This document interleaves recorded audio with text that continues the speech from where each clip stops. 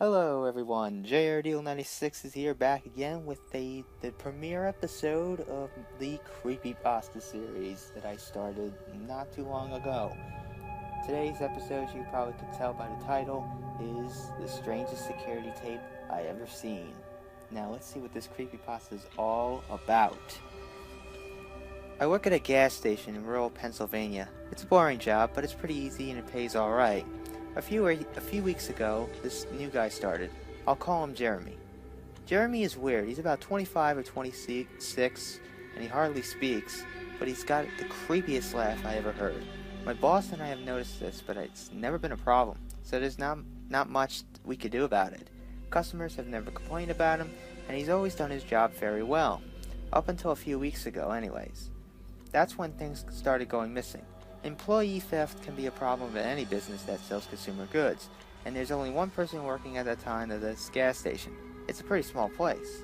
About 2 weeks ago, my boss started noticing that we're short on motor oil. At first, it was a few containers at a time, then entire shelves would be in boxes from the back room. Pretty soon, entire shipments would be gone the day after we got them, and it would be always right after Jeremy's shifts. My boss has checked the security camera tapes from every single night he worked, but he can never catch him in the act. Jeremy will lock up at closing, then the motor oil will be gone the next day.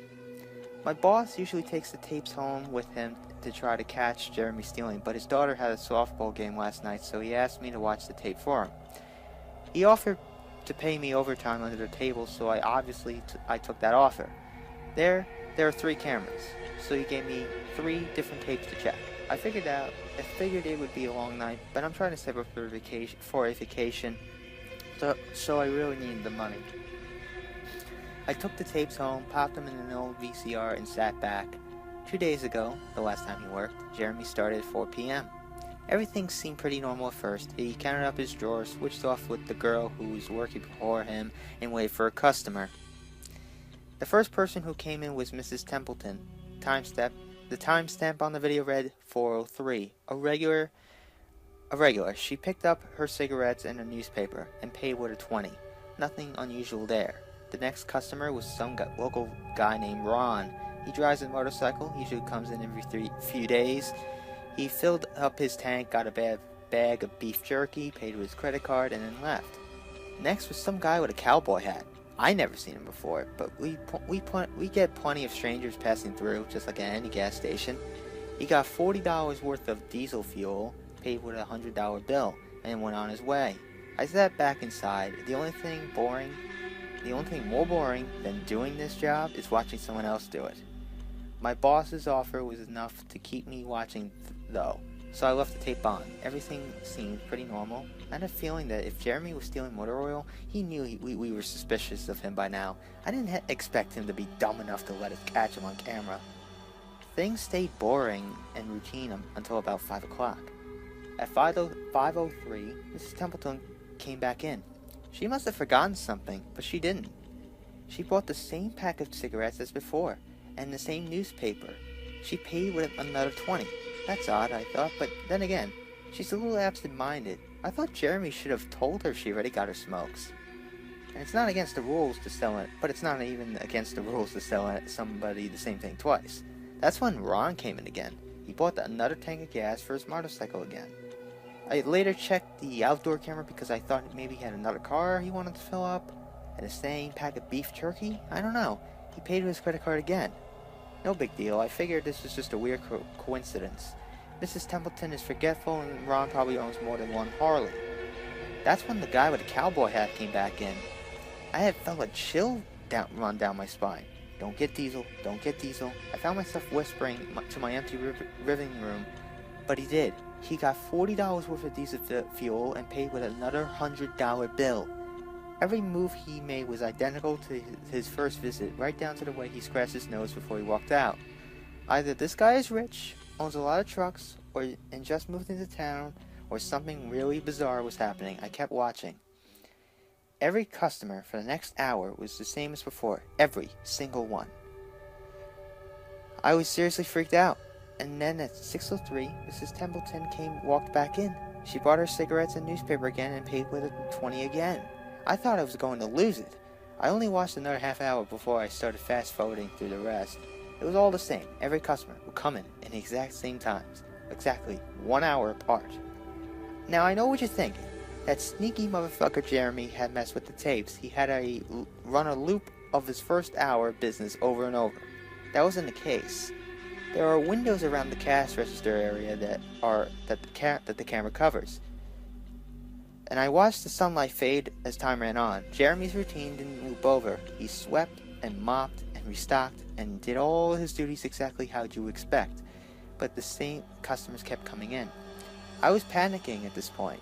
Something was seriously wrong at what I was seeing, and I had no explanation for it. I skipped ahead to when he locked up and walked to his car. He hadn't stolen anything, but I kept watching just to make sure, and I just fast forwarded one last time to about midnight. At exactly 12:03, out of nowhere, Jeremy's face popped up on camera. I don't mean he moved his head into view. I mean that 1 second the store was empty, the next, his face was all I could see. He wasn't looking at the camera, he was looking at me. I was sure of it. I screamed and fumbled for the remote. By the time I grabbed it, he was gone. Just as soon as he had left, one frame he was there, the next he wasn't. My hands were shaking like crazy, but I popped in another tape.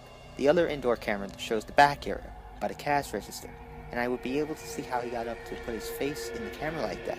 I skipped ahead to 12:03, but there was nothing. I would have been able to see him standing on a chair or something on this tape, but he wasn't there. I didn't see him enter the store at all after he left. It's like he wasn't really there. He doesn't know the security code, and no alarms were triggered that night after he locked up. What I did see, however, was that at 12:03, the motor oil vanished off the shelf. All of it. Same as Jeremy's face. 1 second it was there, and the next it wasn't. I turned that tape off and went to bed. But I didn't get a wink of sleep. My body's exhausted right now, but my mind was racing. That tape was undoubtedly the creepiest, most disturbing thing I have ever seen in my entire life. I work in a few hours. My boss asked me to bring the tapes back in and let him know what I found. But really, what the fuck am I going to say? Jeremy works the night shift tonight, directly after me, and the plan is for my boss to come in and just before I leave and confront him with me, as I'm supposed to be the one who caught him stealing. I have no idea what I'm going to do. I suppose I'll have to show my boss the tapes, but I don't want him to watch them with him. I never want to see something like that again. I can't get the image of Jeremy just smiling directly in the camera out of my mind. It was the creepiest look I ever seen on another human being's face. Anyway, I'm going to try it again to get some last minute sleep before I have to go in and deal with this. I'll let you guys know what happens. Update, 2:49 p.m. Updating from my phone. Apologies in advance for errors. My boss just finished watching the last of the tapes. I told him what to expect, but you really can't prepare someone for something like that. He's scared shitless, and I am still, too. And Jeremy is due to come in at 4. We got a little over an hour to get our shit together, but neither one of us knows what to say to him. Is he just a fucked up guy who likes to steal motor oil and scare the shit out of people? Or is he something else? I don't know if it's crazy, but does anyone think he could have anything to do with this time loop? My boss had never noticed anything like that in the other tapes, but the way he popped up in this one made me think he knew I could be watching. It's like he wanted me to see what he could do, like he was showing off or something. The way he smiled into the camera was like a little kid showing you a sandcastle that he just built or something. I don't know. I probably sound crazy. I sure feel the part. I'm going to talk to my boss for some more. We have to calm ourselves down and figure out how to handle this. I'll update again tonight, but I have a really bad feeling about how this is going to play out. Update, 4:33 p.m. No sign of Jeremy. Tried calling him, but his phone has been disconnected. We are calling the police. Update, 5:33 p.m. No sign of Jeremy. Tried calling him, but his phone has been disconnected. We're calling the police. Update, 6:33 p.m. No sign of Jeremy. Tried calling him, but his phone has been disconnected. We're calling the police. Update, 7:33 p.m. No sign of Jeremy. Tried calling him, but his phone has been disconnected. We're calling the police. Update, 8:33 p.m. No sign of Jeremy. Tried calling him, but his phone has been disconnected. We're calling the police. Update, 10:58 p.m. Holy shit, holy shit, holy shit, holy shit. I just got home and saw my previous updates. things make less sense now than ever. Here's what I can tell you. I went to work, Jeremy never showed up, my boss and I decided to call the cops. As you're well aware, when I picked up the phone to call, though, the sun went out. I shit you not. That's when what I thought happened. Apparently, I blacked out for exactly 5 hours because when I looked at the clock, it was 9:33. I think I got stuck in Jeremy's time loop, and then I snapped out of it at the exact point I blacked out, if that makes sense. But that's when things got really weird.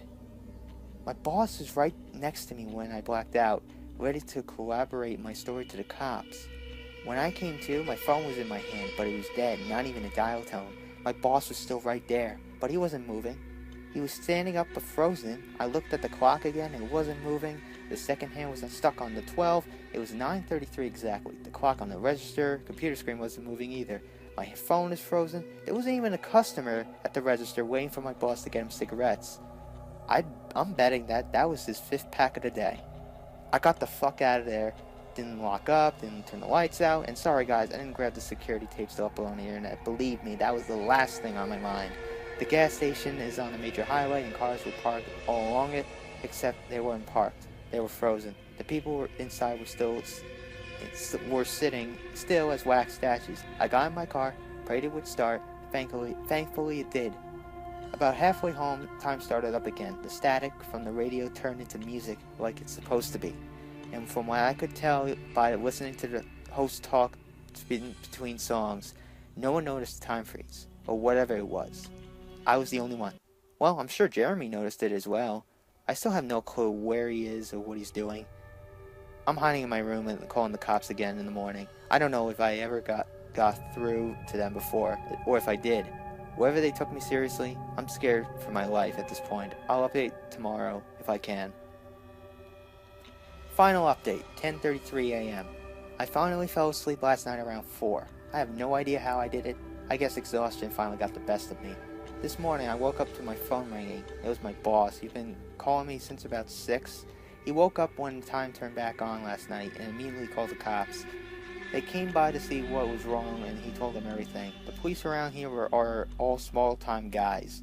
They were more concerned with the missing motor oil than anything. But my boss figured he would take it as long as he had their attention. They decided to go looking for Jeremy. We keep all our employee applications, and since Jeremy started working here, his was easy to find. They checked the address and headed over to his house.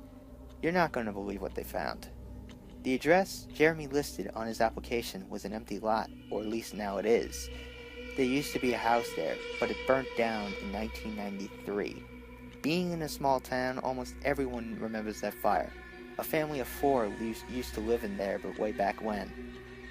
Rumor has it that they had an estranged son who they never really talked about.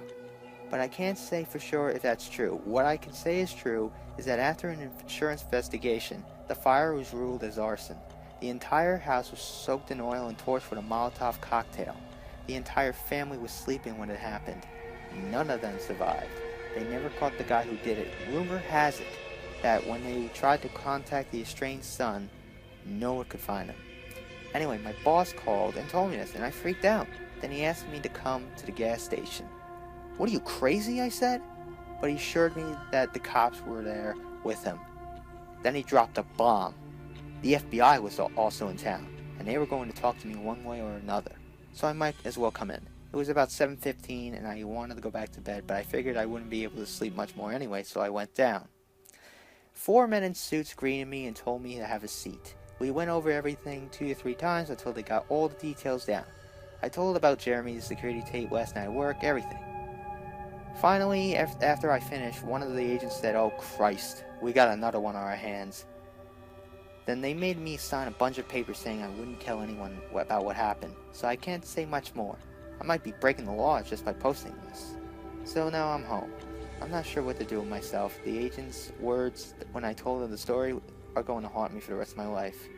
Anyways, I gotta go. I have some errands to run today, and then I have to go in to work to pick up some tapes. My boss and I think this new guy Jeremy, he's a complete creep, and he's stealing motor oil, and I have to watch the security footage to see if I can catch him doing it. I have better things to do, but my boss is paying me overtime under the table, And I'm trying to save up for a vacation, so I could really use the money. It should be pretty simple. The oil always goes missing right after his shifts. So I figured I'd just watch the tapes, catch him in the act, and that would be that. You guys don't hear that? This is probably one of those scary predicaments. If you can catch, it was a time loop. It's all about this time loop. I think this is a bizarre creepypasta I've never heard of. It's strange. I don't know. This crazy time loop that goes on and on and on for like 4:33 to 8:33. It's like a bizarre world. Okay, that's all. I gotta say that this is a very, very amazing creepypasta. It's awesome. It's just strange. So like it builds it up to the point where you're like, what's going to happen? What's going to happen? You're trying to figure out what is going on here, and then you find out that they're probably teasing the fact that Jeremy could be this estranged son that burnt down the house, and it was even hunted down by the federal agency, and it's going to place stealing murder oil. So that is pretty much it on this new creepypasta that I am starting. So comment below and say what do you want to change it to make it better, and be sure to like, comment, and subscribe for more. So this is JRDL96 signing out, and I am out.